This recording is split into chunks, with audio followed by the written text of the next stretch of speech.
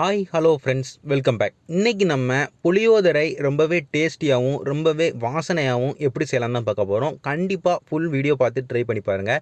First புளியோதரை செய்கிறதுக்கு நம்ம ஒரு மசாலா பவுடர் அரைக்கணும்.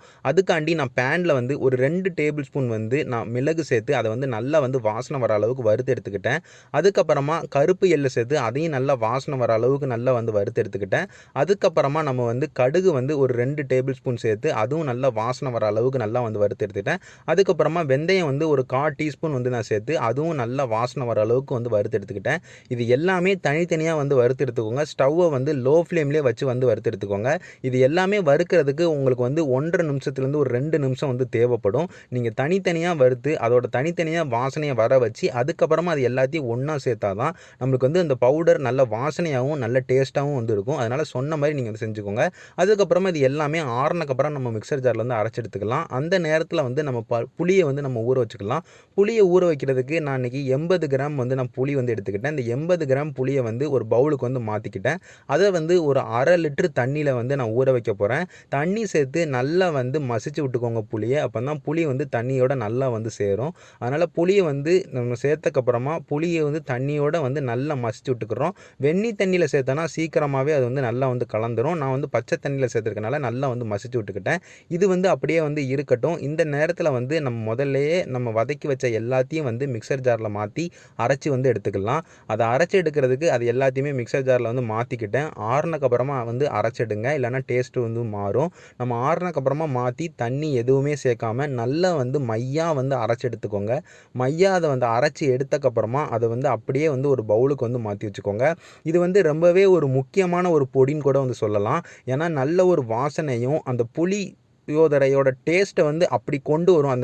நம்மளுக்கு அந்த டச்சு நல்லா தெரியும். புளியோதரை அந்த வாசனையும் அந்த டேஸ்ட்டும் நம்ம சாப்பிடும் போதே அது கொண்டு வருது அப்படின்னா இந்த பவுடர் கண்டிப்பாக கொண்டு வரும். அதனால் அதை அப்படியே ஒரு பவுலுக்கு மாற்றி வச்சுக்கோங்க. இப்போ நம்ம புளி தண்ணி ரெடி பண்ண ஆரம்பிச்சிடலாம். அதுக்கு கடாயை எடுத்து வச்சுட்டு நல்லெண்ணெய் ஒரு 6 டேபிள் ஸ்பூன் சேர்த்துக்கோங்க.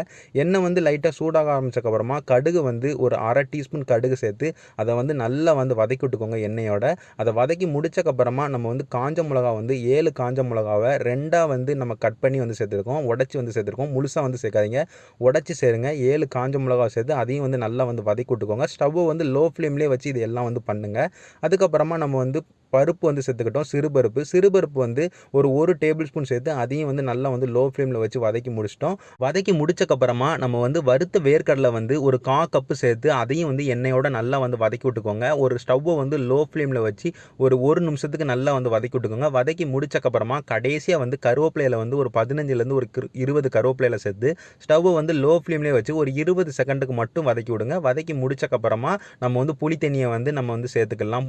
புளி தண்ணியை சேர்க்கும் போது நம்ம 2 விதமாக சேர்க்க போகிறோம். முதல்ல நம்ம ஊற வச்ச தண்ணியில் உள்ள புளியை வடிகட்டி நம்ம சேர்க்க போகிறோம். வடிகட்டி முடிச்சக்கப்புறமா திரும்ப நம்ம தண்ணியை நம்ம சேர்த்து திரும்பியும் வடிகட்ட போகிறோம். அதாவது முதல்ல நம்ம சேர்த்துருக்க தண்ணியில் புளியை வடிகட்டிட்டோம்.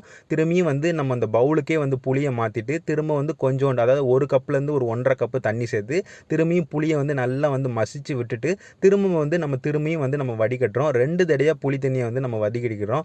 எதுக்காண்டினா நம்ம புளி நல்லா அந்த புளியில் உள்ள அந்த புளியோட டேஸ்ட்டை அந்த புளியிலேருந்து நம்ம எடுக்க போகிறோம். நம்ம வேஸ்ட் ஆக்க போகிறதில்ல. அதனால் 2 தடவை புளி தண்ணியை இந்த மாதிரி நீங்கள் தண்ணியோட கலந்து சேர்த்துக்கிட்டிங்கன்னா உங்களுக்கு நல்லா புளி நல்லா இறங்கிடும். அது இறங்கி முடிச்சக்கப்புறமா நம்ம கிண்டி முடிச்சிருக்கோம். கிண்டி முடிச்சக்கப்புறமா நம்ம மசாலா பவுடர் சேர்க்குறோம்.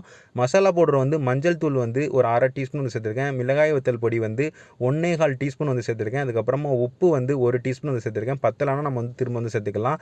இது எல்லாத்தையுமே சேர்த்து நல்லா மிக்ஸ் பண்ணி விட்டுக்கோங்க. ஸ்டவ்வை லோ ஃப்ளேமில் வச்சு நல்லா மிக்ஸ் பண்ணி விட்டுக்கோங்க.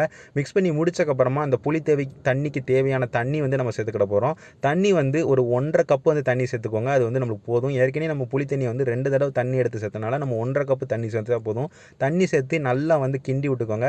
கிண்டி முடிச்சக்கப்புறமா ஸ்டவ்வை ஹை ஃப்ளேமில் வச்சுட்டு நல்லா கொதிக்க விடுங்க.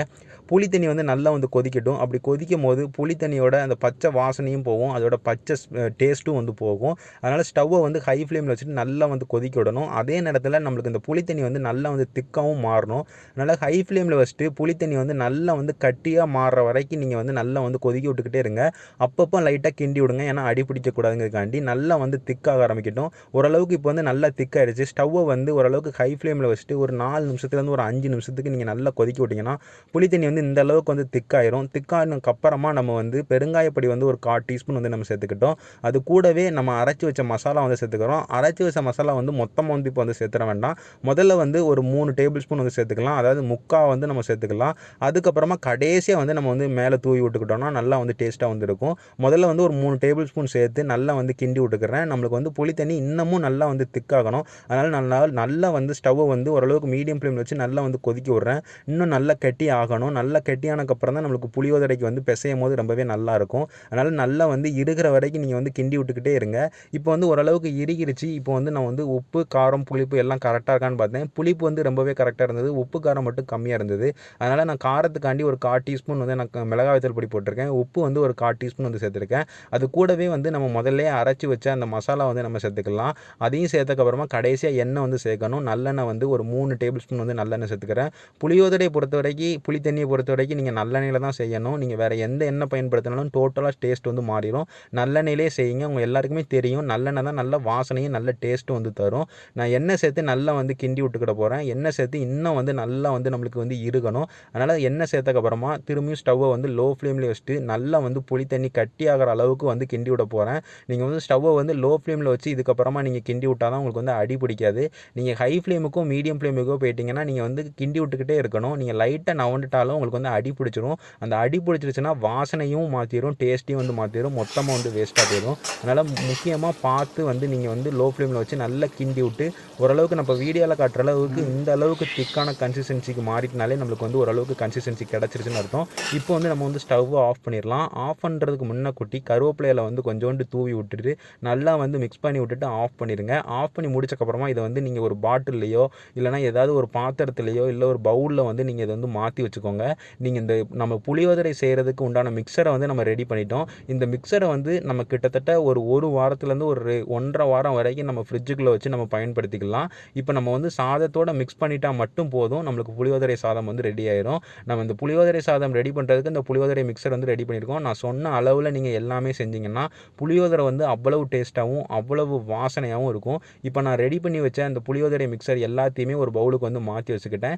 இப்போ நான் ஒரு இதுக்கு வந்து நான் வந்து உங்களுக்கு காட்டுறேன். நான் வந்து ரைஸ் வந்து நான் எடுத்துக்கிறேன். ரைஸ் வந்து பொங்கன அரிசி வந்து நான் எடுத்துக்கிட்டேன். நீங்கள் உப்பு போட்டும் பொங்கலாம், உப்பு போடாமையும் வந்து பொங்கலாம். எதுக்காண்டி நான் அதை சொல்கிறேன்னா, இப்போ நான் அரிசி வந்து லைட்டாக உப்பு சேர்த்து தான் நான் வந்து பொங்குவேன். பொங்கி முடிச்சக்கப்புறமா இப்போ வந்து நான் சேர்த்துருக்க அந்த புளியோதரை மிக்சரை வந்து நான் கொஞ்சம் வந்து அரிசியில் சேர்த்துக்கிறேன். சேர்த்து நல்லா வந்து பிசைஞ்சு விட்றேன். பிசைஞ்சு விட்டு அதோட நான் டேஸ்ட்டு பார்க்கும்போது எனக்கு உப்பு வந்து கொஞ்சம் கம்மியாக இருக்கிற மாதிரி இருந்தது. இது எல்லாருக்குமே இருக்கும். ஏன்னா நம்ம புளியோதரை மிக்சரை வந்து நம்ம கரெக்டாக ரெடி பண்ணிடலாம். ஆனால் அது சாதத்தோடு நம்ம பிசையும் போது நம்ம அவ்வளோ கரெக்டாக நம்ம கொண்டு வர முடியுமா அப்படின்னு கேட்டால் கொண்டு வர முடியாது. நம்ம அந்த புளியை வந்து நமக்கு ஈஸியாக கொண்டு வந்துடலாம், காரத்தை வந்து ஈஸியாக கொண்டு வந்துடலாம். அந்த உப்பு வந்து சில பேர் சாதத்தில் அதிகமான உப்பு சேர்ப்பாங்க, சில பேர் வந்து கம்மியான உப்பு சேர்ப்பாங்க, சில பேர் உப்பு சாதம் வடிக்கும் போது உப்பே வந்து சேர்க்க மாட்டாங்க. அதனால் நம்ம வந்து உப்பு வந்து கொஞ்சம் சேர்க்குற மாதிரி தான் இருக்கும். நான் வந்து எனக்கு உப்பு பத்தலை, அதனால் நான் உப்பு வந்து சேர்த்துக்கிட்டேன். அது கூட கொஞ்சம் அரிசியும் கொஞ்சம் எனக்கு சேர்க்கணும்னு தோணுச்சு, அதனால் நான் சேர்த்துக்கிறேன். ஏன்னா இந்த மாதிரி கொஞ்சம் கொஞ்சமாக அரிசியோடு சேர்த்து தான் நம்ம வந்து மிக்ஸ் பண்ணிக்கிடணும். ஒரேடியாக நம்ம இங்கே வந்து அதிகமாக சேர்த்துறாங்க. கொஞ்சோண்டு சாதம் சேருங்க, கொஞ்சோண்டு அதுக்கப்புறம் நம்ம ரெடி பண்ணி வச்ச புளியோதரை மிக்சரை வந்து சேருங்க. சேர்த்து நீங்கள் வந்து கிண்டி விட்டுக்கோங்க. உங்கள் எல்லாருக்குமே தெரியும், நான் சொல்லணுங்கிறதுக்காண்டி தான் வந்து நான் சொல்கிறேன். நம்ம வந்து கொஞ்சம் கொஞ்சமாக சேர்த்து இந்த அரிசியோடு சேர்த்து செஞ்சிட்டோம்னா நம்மளுக்கு இந்த புளியோதரை சாதம் வந்து ரொம்பவே சூப்பராக வந்து ரெடி ஆயிரும். நான் முதல்லே சொன்ன மாதிரி சொன்ன அளவில் நீங்கள் செஞ்சீங்கன்னா அதை நீங்கள் ஃப்ரிட்ஜுக்குள்ளே வச்சுக்கிட்டால் ஒரு வாரத்துலேருந்து ஒரு 1.5 வாரத்துக்கு நீங்கள் கெட்டே போகாது. நல்ல வாசனையாகவும் நல்ல டேஸ்ட்டாகவும் இருக்கும். கண்டிப்பாக இந்த புளியோதரை சாதத்தை வந்து ட்ரை பண்ணி பாருங்கள். ரொம்பவே சூப்பராக இருக்கும், ரொம்பவே வாசனையாகவும் ரொம்பவே டேஸ்ட்டாக இருக்கும். எல்லாருமே ரொம்ப விரும்பி சாப்பிடுவாங்க, ரொம்ப நல்லா இருக்குன்னு கூட வந்து சொல்லுவாங்க. கண்டிப்பாக ட்ரை பண்ணி பார்த்துருங்க. நான் இதே மாதிரி வேறு ஒரு நல்ல ரெசிபியோடு உங்கள் எல்லாரையுமே வந்து பார்க்குறேன். நன்றி.